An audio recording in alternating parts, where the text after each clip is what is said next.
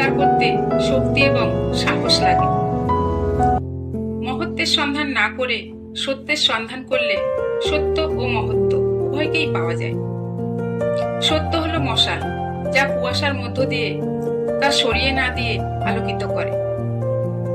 প্রতিটি মানুষের জীবনে কিছু সত্য থাকে, আর এই সত্যের আড়ালে কিছু মিথ্যাও থাকে, যা তার কাছের মানুষ ছাড়া সাধারণ কেউ জানে না।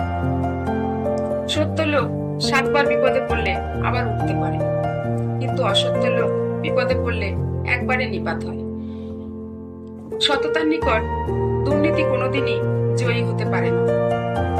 সত্যি বলার অভ্যাস থাকলে কখন কি বললাম কিছুই মনে রাখতে হয় না। কেউ কাউকে বড় করতে পারে না, নিজেই বড় হতে হয়। কাউকে ঠেলে উপরে উঠিয়ে দিলে সে আবার পড়ে যেতে পারে।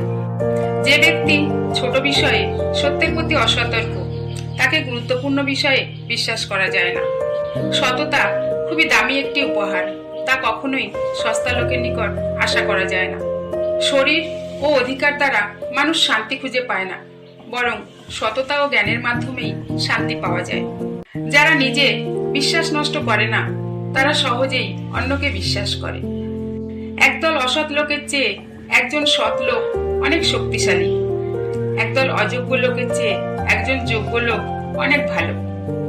একদল অলস লোকের চেয়ে একজন কর্মঠ লোক অনেক শ্রেয়।